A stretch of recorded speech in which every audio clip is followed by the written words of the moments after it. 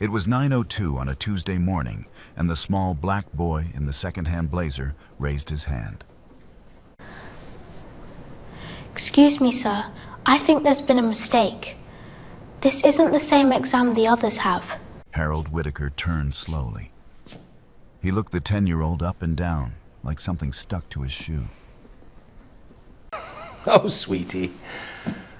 A little black kid from the projects correcting me? Adorable. He raised his voice across the exam room. Look at him, Sandra. Bus driver mom. Public housing, secondhand suit. Black kids like him don't belong in rooms like this. They don't get scholarships. They get pity. Sit down before you embarrass your mother. He patted the child's head twice like a stray dog. Just do your best, kiddo. Try not to cry. The other 4 children covered their mouths. Sandra looked away. A black 10-year-old sat alone, humiliated, and no one spoke up. But none of them imagined what that quiet little boy was about to do in the next 15 minutes. To understand what happened next, you need to understand the room. And to understand the room, you need to understand the boy. His name was Wesley Caldwell, 10 years old, 5th grader. The youngest of 5 finalists at the Ashford Young Scholars Program, the most prestigious math scholarship in New England. The winner got a one-on-one mentorship with an MIT professor for 8 years, a $200,000 education fund, and their name engraved on a brass plaque in the marble lobby of Northbridge Preparatory Academy. In 28 years of the prize, no black child had ever won. Wesley had walked in that morning holding his mother's hand. His mother, Vivian, drove a city bus on the night shift. She had traded her Tuesday rotation with a coworker just to be there. She wore a navy coat over her uniform, with the badge still clipped to her collar because she hadn't had time to take it off. In her tote bag was a small plastic container of cornbread she had baked at 4 in the morning. "For after," she had said. "When you're hungry." She kissed the top of his head at the auditorium door and told him one thing, and only one thing. "I'm proud of you." Before you walk in there, after you walk out. Nothing changes that. Then she let him go. The auditorium had 2 parts. There was the small exam room where the 5 children sat at 5 small desks, supervised by Whitaker and the vice principal, Sandra. And there was the big public hall outside it, where 300 people were gathered for the live final. Parents, faculty, 5 MIT observers, the Boston Globe education reporter in the back row with his notebook open, Mrs. Eleanor Hollings, the chair of the Ashford Foundation Board, donors in tuxedos at 9 in the morning.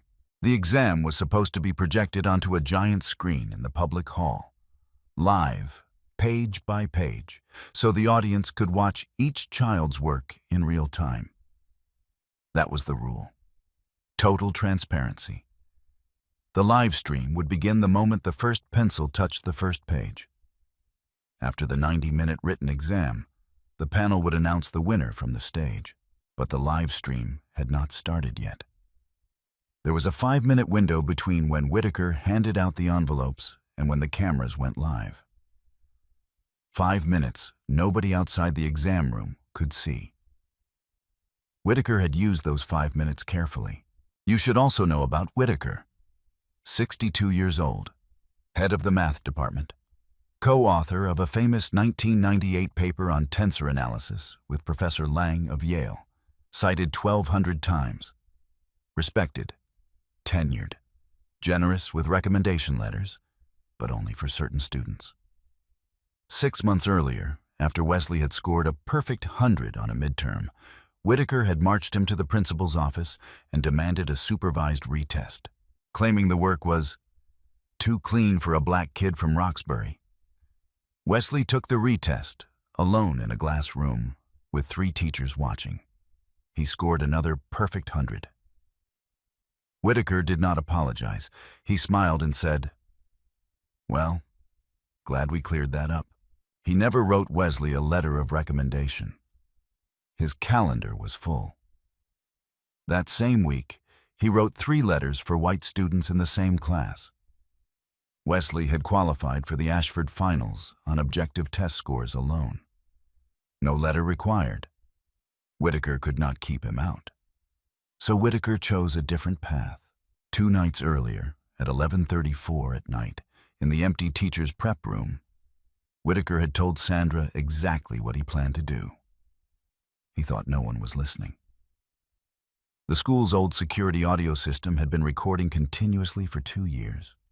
Nobody remembered it was on. Nobody, that is, except one very quiet janitor who had heard things in that prep room she didn't like, and who had decided, that morning at 7:48, to anonymously email the foundation a single audio file. But that file was sitting in Mrs. Hollings's inbox unopened. She didn't know about it yet. Nobody did. Wesley sat at his desk and looked down at the cream-colored envelope Whitaker had just dropped in front of him. Around him, the other 4 children opened their maroon envelopes and began to read. He could see their first pages. Quadratic equations, a simple geometry problem, standard 5th grade genius-level material. He opened his envelope. His face did not change. The exam in his hands was Calculus 1. Final exam, college sophomore level. He had seen this format before. He knew exactly where it came from. And he understood, in that moment, that the man at the front of the room had not made a mistake. So what does a 10-year-old boy do when he realizes the most powerful adult in the room has just tried to destroy his future on purpose? Wesley sat very still. He looked at the pages in his hands. He looked at the pages on Charlotte Brooks' desk to his left. Charlotte was 11. She was on problem 1, a polynomial. Theodore Hayes, 10, on his right, was on problem 1, the same polynomial. The other 2 children had the same exam too. 5 maroon envelopes, 4 matching exams, 1 cream-colored envelope with something else entirely. Wesley's pages had 5 problems: limits, derivatives, integration by parts, a continuity proof, a convergence question. The header at the top of the first page had been carefully blacked out with a marker, but the formatting was unmistakable. He had seen this exact font, this exact spacing, in a binder of old MIT exams that had been left in a corner of the public library on Dudley Street. He had read it when he was 9. He had solved 3 of those problems on scratch paper while waiting for his mother to finish her late shift. He understood 3 things in 3 seconds. First, this was a college calculus exam. Second, if he simply raised his hand right now and said, "Sir, my exam is wrong," he would lose. Whitaker would shrug and say, "It looks correct to me, sweetheart. Maybe the problems are just over your head." The panel outside would hear that the boy had asked to switch his exam mid-test. The headline tomorrow would write itself. 10-year-old finalist demands easier test, withdraws. He would be the kid who couldn't take the heat. The scholarship would go to someone else. Whitaker would walk away clean. Third, the live stream had not started yet. The world outside the exam room could not see what had just happened. But it would in 4 minutes, when the cameras went live. Every page he wrote would be projected onto a giant screen in front of 300 people, including the Boston Globe, including the MIT observers, including his mother in the 3rd row. He had 2 choices: walk out or pick up the pencil. He picked up the pencil. He smiled, a small private smile almost to himself. Whitaker, watching from across the room, mistook that smile for nervousness. He turned to Sandra and whispered something and laughed under his breath. But the smile wasn't fear. It was recognition. Wesley had seen this exam before, sort of. He knew what was inside, and he had just realized something Whitaker did not know. 2 nights ago, sitting at his kitchen table at 10 o'clock, Wesley had reread an old photocopied paper he had carried around since he was 8. A paper he had found in the same library, abandoned in a return bin. The paper was titled Tensor Decomposition in Hilbert Space Operators by H. Whittaker and R. Lang, 1998. He had read it dozens of times. He didn't understand all of it, but he understood the elementary lemma in Chapter 2 completely. He had memorized it the way other kids memorize song lyrics. He didn't know yet that the fifth problem on his exam, the convergence question, required exactly that lemma to solve cleanly. Whittaker had built the trap from his own materials. He was about to walk into it. The clock on the wall said 9:03. The big screen in the public hall flickered on. The camera above his desk lit up. A red dot appeared. The live stream had started. 300 people in the next room leaned forward in their chairs. Vivian, in the third row, gripped the strap of her tote bag so tightly her knuckles went white. Wesley did not write anything for the first 90 seconds. He read. And then he read again. What does it look like to the watching world when a quiet child stares at a blank page and refuses to move? In the public hall, the audience had no idea what kind of exam was on Wesley's screen. They could only see the page itself, projected 15 feet wide above the stage. Most of them couldn't read calculus on sight. They could see math symbols, integral signs, the curl of a derivative. They saw a child not writing anything. Some of them began to whisper. He's frozen. The poor thing is frozen. A woman in the fifth row, one of Charlotte Brooks's aunts, turned to her sister and said, loud enough to carry, I told you, affirmative action picks. They get them in the door, and then they crack. Vivian heard it. She did not turn around. She did not breathe. But Wesley wasn't frozen. He was reading the whole exam first, all 5 problems, before writing a single mark.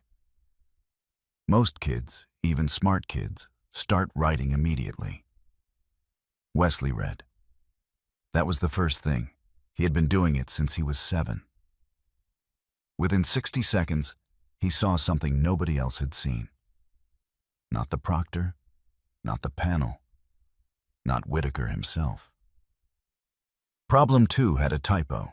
The problem read, let f of x be continuous on the closed interval from 0 to 1, and let the derivative of f at every point equal 1 over x. But 1 over x is undefined at x equals 0. You cannot have a function whose derivative equals 1 over x on a closed interval that includes 0. The two conditions contradict each other. It was the kind of mistake a senior calculus student might catch. A panicked freshman would not. A panicked 10-year-old definitely would not. Wesley caught it. And he made a decision. He decided the order. Problem 3 first, because it was the cleanest. Then problem 1. Then problem 4. Then problem 2, which he would solve in both possible interpretations to prove the typo. Then problem 5, the convergence proof, which he would save for last. He picked up the pencil and began. Round, careful handwriting. Numbers neat, symbols precise. The kind of handwriting a child uses when he has been told, his entire short life, that his work has to be twice as clean to be considered half as good. By minute 4, he was halfway through problem 3. In the 4th row of the public hall, a math professor named Holloway leaned over to her colleague and whispered, "Is that a Riemann sum?" The colleague, an MIT observer, did not answer. She was staring at the screen. Her mouth was slightly open. By minute 5, problem 3 was done. Wesley flipped the page and started problem 1. In the public hall, the murmuring stopped. The audience didn't know calculus, but they could see something. They could see a screen filling with mathematics at a speed that did not look 10 years old. By minute 6, Wesley raised his hand. The room froze. In the small exam room, Whittaker exhaled with theatrical patience and walked over. "Yes, kiddo?" Need to use the bathroom? Wesley spoke quietly, politely. Sir, problem 2 has a typo. The function can't be continuous on the closed interval from 0 to 1 and have a derivative equal to 1 over x, because 1 over x isn't defined at x equals 0. I think it should be the half-open interval from 0 to 1. I can solve both versions. Which one would you like? For a fraction of a second, Whitaker's face did something it had not done in 20 years. It went blank. Then he recovered. If you can't solve a problem, just right cannot solve, sweetheart. Don't make excuses. I can solve it, sir. I'm just asking which version you'd like. In the public hall, the live stream microphones picked up every word. Every single word. The audience heard the boy. They heard the teacher. They heard the dismissal in the teacher's voice. And they heard something else. The sound of 300 people, in unison, processing the same idea at the same time. That child just spotted something the head of the math department missed. Or didn't miss. Mrs. Hollings, the foundation chair, looked down at her copy of the exam packet that had been emailed to the panel that morning. She read problem 2. Her eyebrows lifted.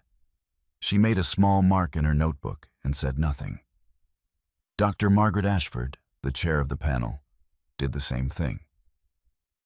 But her pen stopped after the mark. She did not move it again for a long time. Wesley waited. Whitaker said nothing. Wesley waited some more. Finally, Whitaker said, with a tight smile, "Just answer what's on the page." And he walked away. Wesley sat down.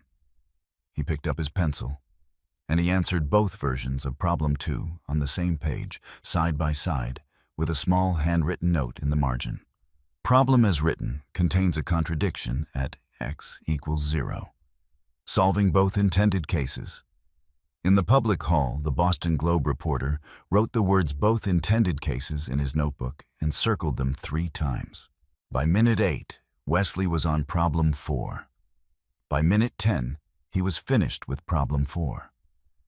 The screen showed clean, complete proofs, written by a child whose handwriting was still slightly uneven from learning cursive. In the 3rd row, Vivian Caldwell did not understand what was on the screen, but she understood her son's voice on the loudspeaker. She understood the words, "I can solve it, sir." She had been holding her breath for 10 minutes. For the first time, she let it out.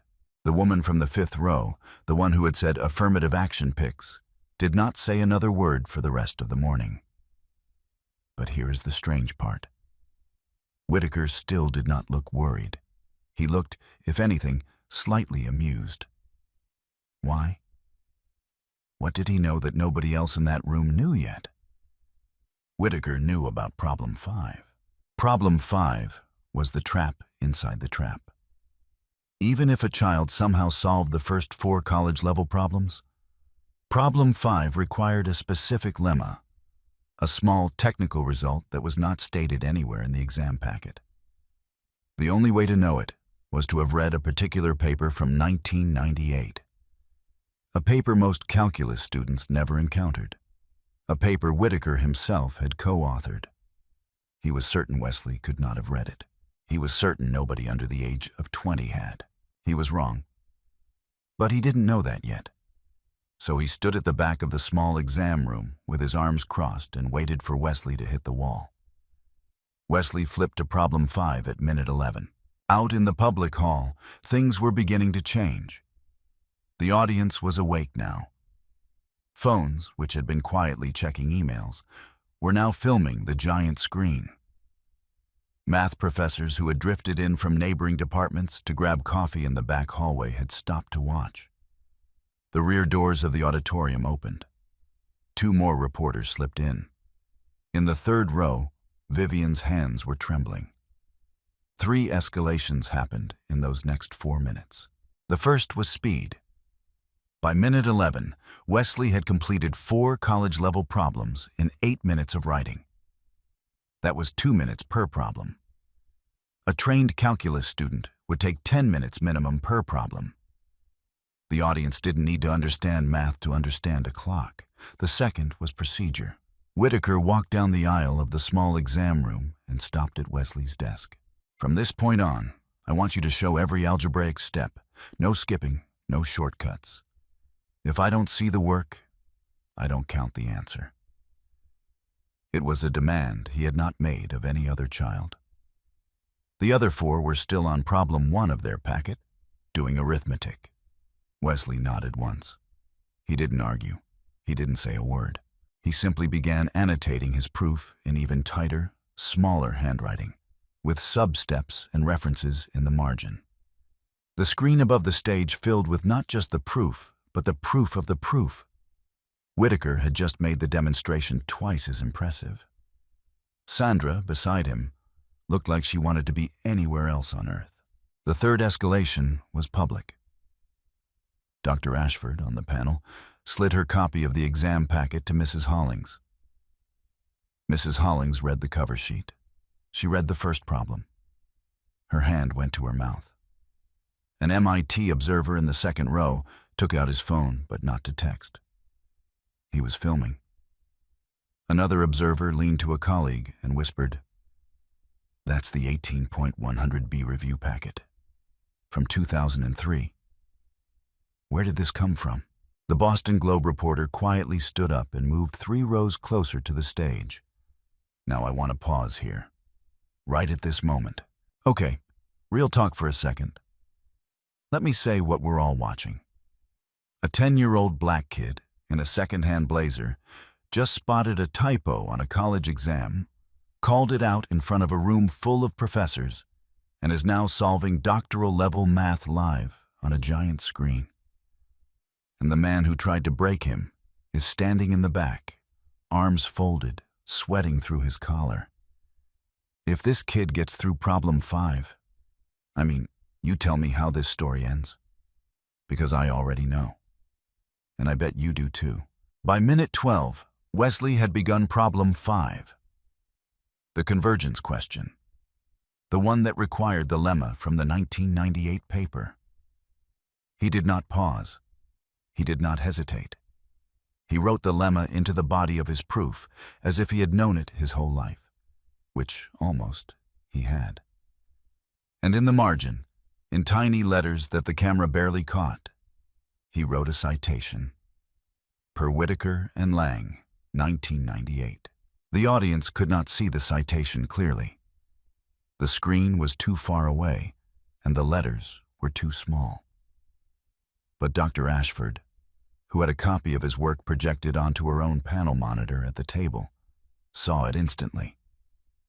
She looked up sharply at Whitaker. Whitaker, at the back of the room, did not see her look. He was watching Wesley write. His face had gone very pale, not because Wesley was solving the problem, because Wesley was solving it using his own paper. The trap was not just failing. The trap was being turned around in real time, in front of the audience, by a 10-year-old child who had done his homework.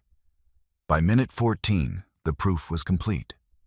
By minute 15, Wesley capped his pencil. He set it down on the desk. He folded his hands in his lap. The wall clock read 9:18, 15 minutes. Now what does a man do when the boy he tried to destroy has just used the man's own life's work to destroy him? And what does that boy do next? Before we find out, I want you to understand how Wesley got here. Because this didn't start 15 minutes ago. It started 10 years ago. When Wesley was 4, Vivian was sitting at a bus stop with him on her lap. She had just gotten off a double shift. She was trying not to fall asleep. Wesley pointed at the digital sign that said the next bus was 11 minutes away. And he said, "Mommy, 11 minus 1 is 10. 10 minus 1 is 9. 9 minus 1 is 8. She thought he had learned it from Sesame Street. He kept counting. He counted all the way down to 0, then he kept going into negative numbers, which Sesame Street does not teach. She didn't say anything. She just held him a little tighter on the bus ride home. When Wesley was 5, his preschool teacher called.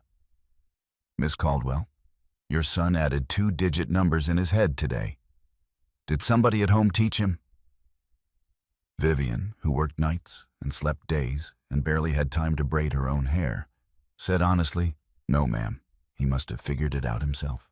When Wesley was 6, his first-grade teacher caught him reading a third-grade math textbook during recess. She took it from him and told him not to bring it to school again. "It will make the other children feel bad," she said. Vivian listened to that meeting with her hands folded in her lap. She nodded. She thanked the teacher. That same evening, on her way home from her shift, she got off the bus 2 stops early and registered Wesley for a public library card at the branch on Dudley Street. They had a children's math section. They also had an unlocked shelf of donated college textbooks that nobody monitored. Wesley, age 6, found that shelf within a month. When Wesley was 7, he won the library's summer math contest. The prize was a $20 gift card to a used bookstore. He spent it on a battered copy of Algebra for Dummies and a workbook on geometric proofs. He read both in 2 weeks. When Wesley was 8, his public school recommended him for grade acceleration. Northbridge Preparatory Academy, the most elite school in Boston, heard about him through a tutor at the library. They invited him to interview. The headmaster, Bradford, met him for 40 minutes. Wesley solved a problem on the headmaster's whiteboard that the headmaster had not been able to solve himself. Bradford offered him a full scholarship into the 5th grade class on the spot. But the offer had to go through the admissions committee. And on the committee was Harold Whitaker. Whitaker voted no. The official reason on the record was concerns about the candidate's emotional readiness given his age. The unofficial reason, according to one committee member who later told Vivian off the record, was simpler. He didn't think a kid like that should be in a school like this. Bradford, the headmaster, overruled him. Wesley got in.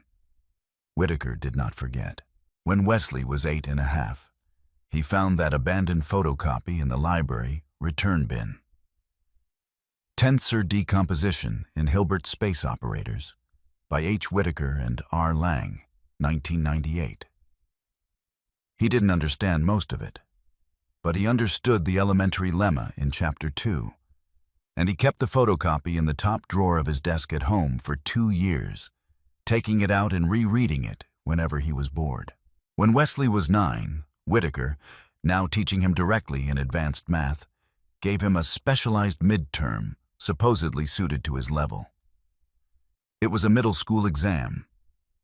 Wesley finished it in 4 minutes with a perfect score. Whitaker did not write excellent on the top. He just wrote pass and slid it back across the desk without looking up. When Wesley was 9 and a half, Wesley asked Whitaker for a recommendation letter for the Ashford finals. Whitaker said his calendar was full.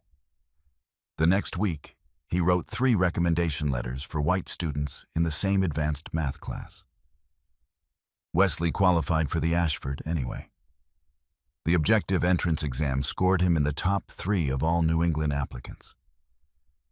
Whitaker could not block him at the door. When Wesley was 10, 1 week before the finals, Vivian's car broke down. She couldn't afford the repair. She picked up a 4th bus shift at the depot to cover it. She came home at 4 in the morning and found Wesley still awake at the kitchen table, surrounded by paper, working through old MIT calculus exams from the library. "Baby, it's 4 o'clock. Go to bed." He looked up. "Mom, I think they're going to try something on Tuesday." She sat down across from him. She did not say, "Don't be silly." She did not say, "You're imagining it." She knew her son. She had watched him watch the world for 10 years, and she had learned to trust what he saw. "What do you want to do about it, baby?" "I want to be ready." She nodded. "Then read your books. I'll make coffee." She made coffee at 4 a.m. on a Saturday. She watched her son reread Whitaker's 1998 paper at the kitchen table for the 17th time. She did not understand a single equation on the page, but she understood her son. And she understood that the world had given him no margin for error. None. Zero. Not one. She kissed the top of his head and went to bed. Now, back in the auditorium, at minute 15 of the exam, with Wesley's pencil resting on a finished page and Whitaker turning pale at the back of the room, back in that auditorium, Vivian Caldwell sat in the third row and her hands shook so badly she had to set them on her lap to make them stop. She did not understand the math on the screen, but she understood that her son had walked into this room knowing this was coming, and had walked in anyway, and had spent every night of the last week preparing for the exact ambush that had just happened. Tears began to fall down her cheeks. Not loud, not dramatic, just 2 slow lines down her face. The Boston Globe photographer, who had been scanning the audience for a reaction shot, saw her, raised his camera, and took a picture that would, later, run on the front page of the Sunday paper. Above a headline he had not written yet, but already knew he would fight his editor to publish. The picture was titled simply, "A Mother Watching," but the test wasn't over yet. Wesley had finished writing. He had not yet handed the exam in. And in 15 seconds, when he stood up to deliver it, the man who had tried to destroy him was about to do something nobody in that room expected. What was Whitaker going to do next? The clock said 9:18. Total elapsed time since the cream envelope was opened. 15 minutes. Wesley stood up. He walked calmly to the panel table at the front of the small exam room. He placed the completed exam packet in front of Dr. Ashford. He bowed his head slightly, the way his mother had taught him to do with elders, and he turned and walked back to his seat. The room did not understand what had just happened. Whitaker laughed. Too loud, too forced. "Oh, that's it? Already? Then it's wrong, every page. Children panic, they scribble. We've all seen it." He stood up and reached across the panel table to grab the packet. "Let me grade this real quick. Save the panel some time." But Dr. Ashford put her hand flat on the packet first. "I'll grade this one, Harold." Her voice was very quiet, very even. The kind of voice that doesn't need to be loud because the room has already gone silent for it. She opened the packet. She read page 1. She turned it. She read page 2. She turned it. She read every page slowly, while 300 people in the public hall and 5 children in the small exam room watched her face change. When she looked up, she was not looking at Wesley. She was looking at Whitaker. "Harold, this is the 18.100B review packet. From MIT 2003. I was the lead grader that year. There must be some kind of... It's sealed in a Northbridge envelope. The seal is intact, which means it was sealed by you." The murmur in the public hall became an audible buzz. The Boston Globe reporter stood up. The MIT observers looked at each other. One of them quietly moved toward the side aisle. But Whitaker did not collapse. He pivoted. "If the exam was compromised, the result is invalid. We cannot award a $200,000 scholarship based on a contaminated test. The candidate must be reevaluated, orally, in front of the public hall, right now, or his application is forfeit." He said it loud enough for the audience outside to hear. It was a brilliant move in its way. He had taken a disaster and turned it into a public ultimatum. Now the boy could either submit to being grilled in front of 300 people on the spot with no preparation by the man who had just tried to destroy him, or walk away and look like a quitter. Headmaster Bradford stood up to object. Mrs. Hollings's eyes went sharp.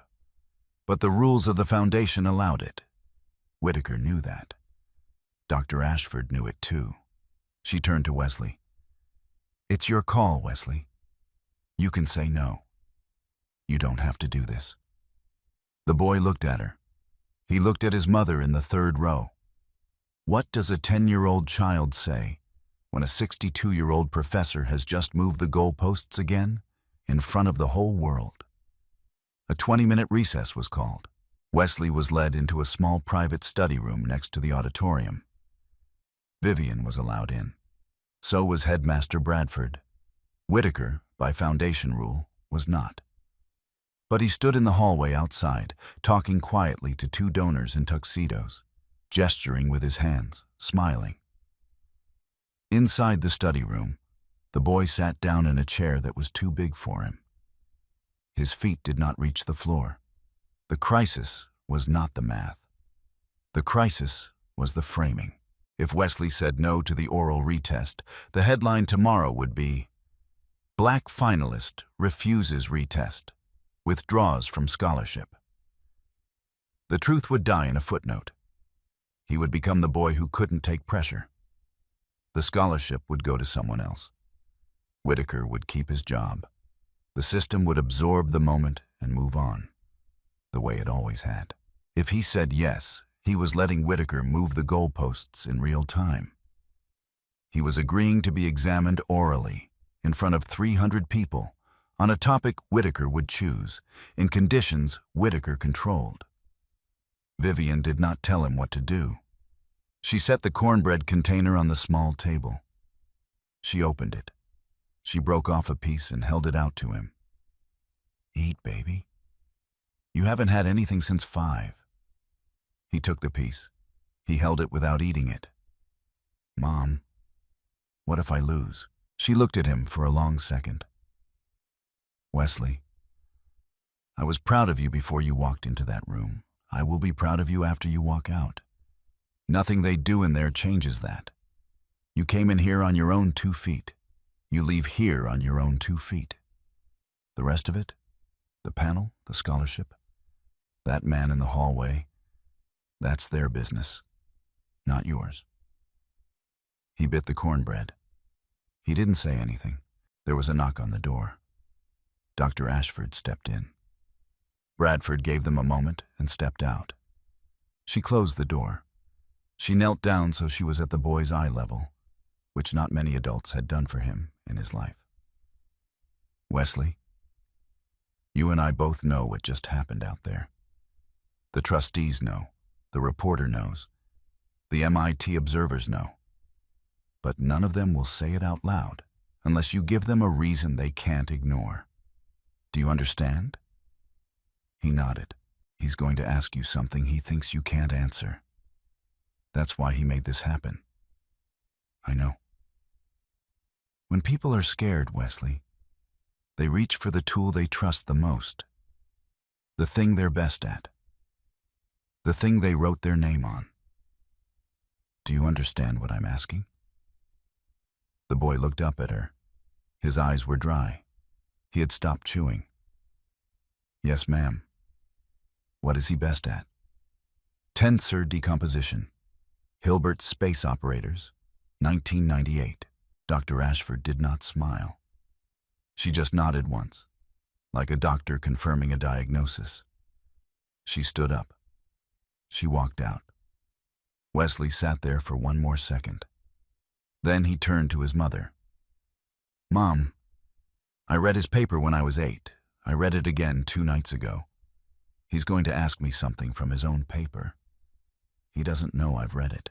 Vivian Caldwell, who drove a city bus for a living and had not slept more than 4 hours a night in a decade, looked at her 10-year-old son. She took his hand. "Then go finish what you came here to do. On your own 2 feet." He stood up. He took her hand. He walked out of the study room with her beside him, not behind him, not in front of him, but next to him. The hallway watched them pass. Whitaker, in the corner with his donors, saw them coming and turned his back deliberately and laughed at something one of the men had said. He did not look at the boy walking past him. He should have.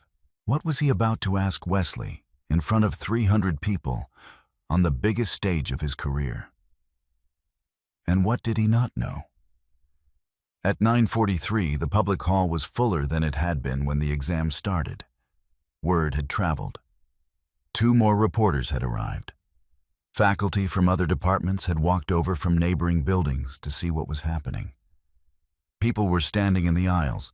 Some Northbridge upper school students sat cross-legged on the floor at the foot of the stage. Whitaker walked up to the podium. The microphone clicked on. He had recovered his composure. He was on home ground now. The lectern, the projector, the hall full of adults. This was where men like him won. To resolve any irregularity, he said, his voice smooth and confident, Master Caldwell will solve a single problem of my choosing, on the board, in front of the panel, 20 minutes. We begin now. Wesley walked up to the front. He stopped before stepping onto the stage. He turned to the podium. Sir, I'll do it. But I'd like one condition. You're not in a position. If I solve your problem in the time you give me, you grade my original written exam, live, on screen, page by page, in front of this hall. The audience went very quiet. Whitaker could not refuse.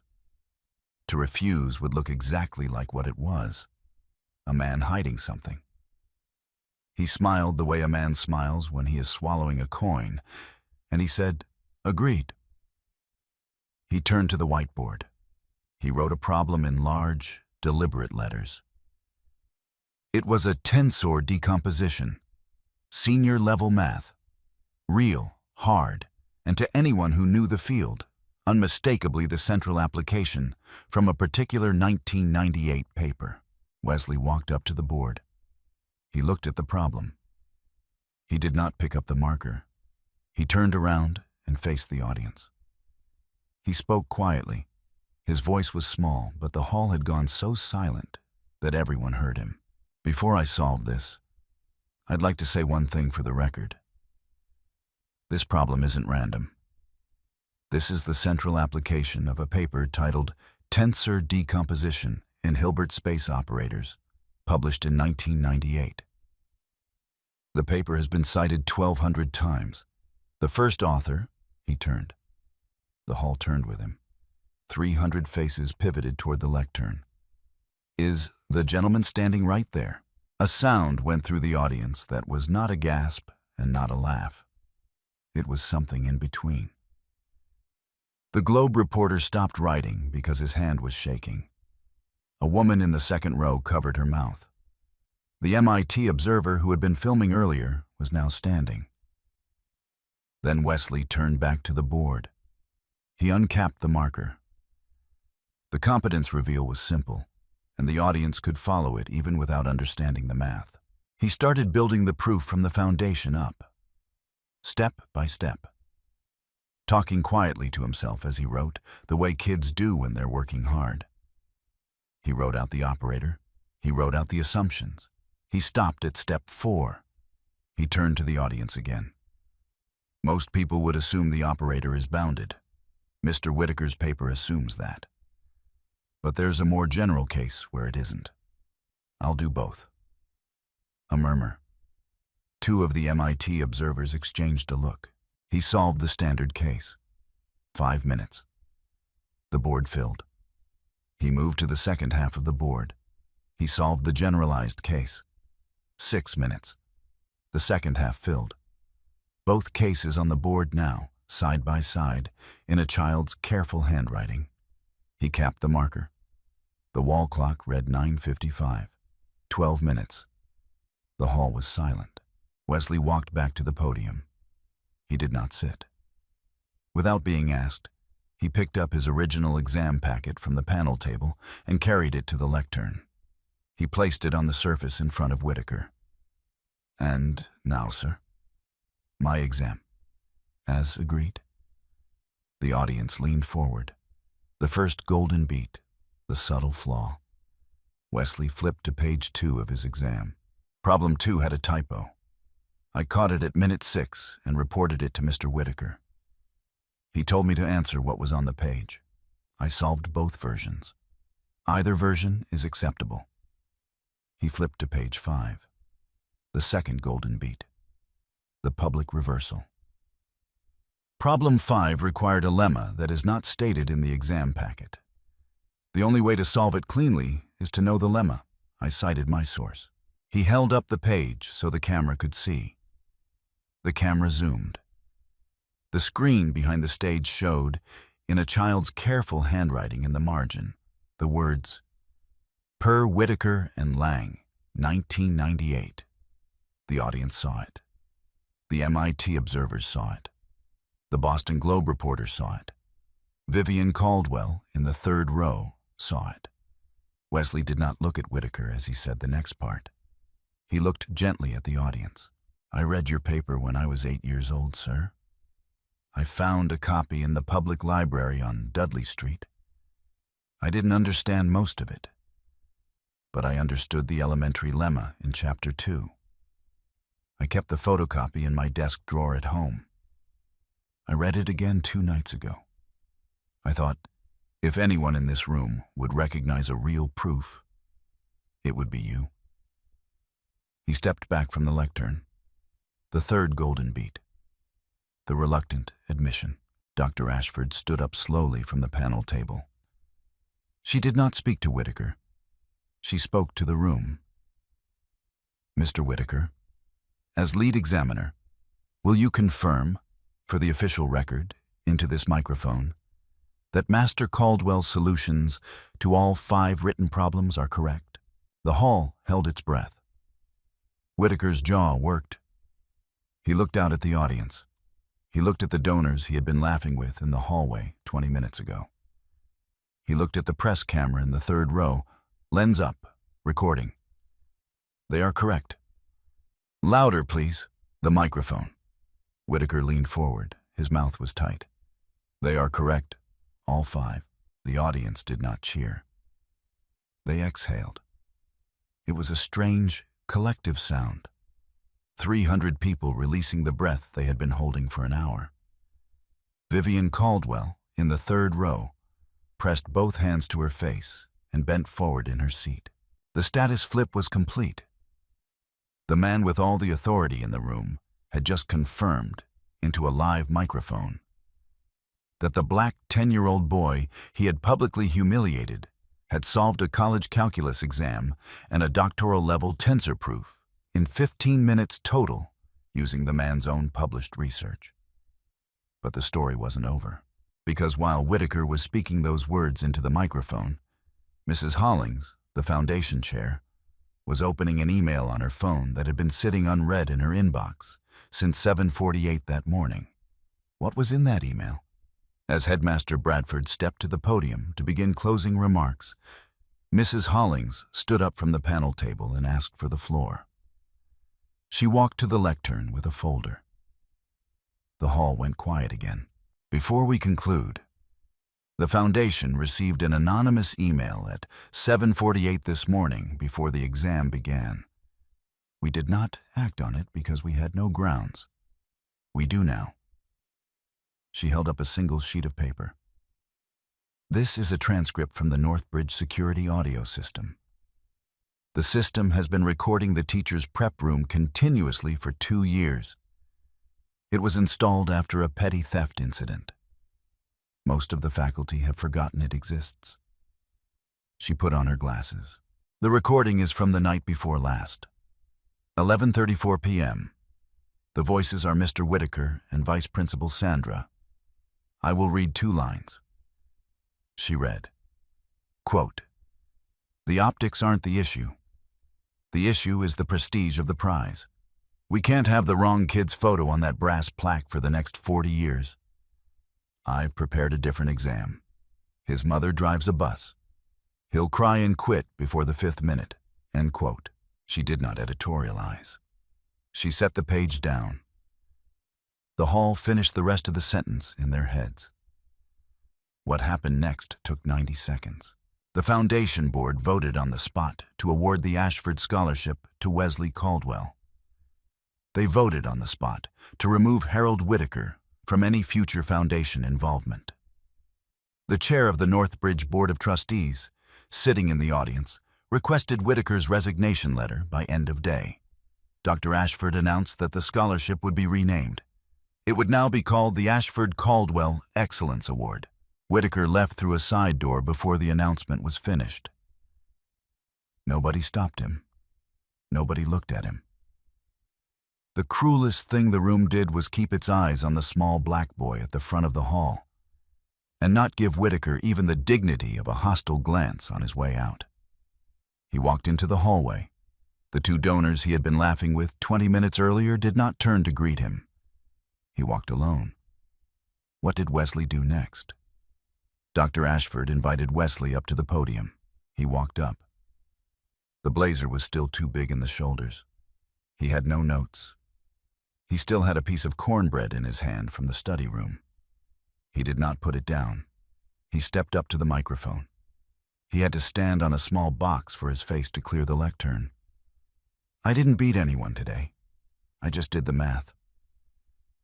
He looked out at the hall, and he found his mother in the third row. This morning, my mom drove a bus so she could be off work in time to be here. If you want to clap for somebody, please clap for her. She's in the navy coat, third row. She has cornbread in her bag. The hall stood up, all 300 of them. Vivian Caldwell shook her head and tried to wave them down. They clapped anyway, and they turned toward her, and they kept clapping until she finally, slowly, stood up too. One hand pressed to her mouth, the other clutching the strap of her tote bag like it was the only thing holding her to the floor. The Boston Globe photographer took the picture that would run on the front page of the Sunday paper. A mother, standing. Not the boy. The mother, 15 minutes. That was the time. Not because he was a genius, though he was, but because he had been preparing his whole short life for a room that wasn't ready for him. The brass plaque in the Northbridge lobby would say, Caldwell this year. And the next year, and the year after that. The boy did the math. The room did the rest. I'm telling you this story because it stays with me. I keep thinking about that pat on the head, small, almost gentle, and how a whole rigged system can fit inside one tiny gesture. We don't always get the receipts, but sometimes we do, and when we do, the right person is already standing at the board, marker in hand. If you've ever been the kid in that chair, the one nobody bet on, drop a green heart in the comments. If you know that kid, send this video to their mother tonight.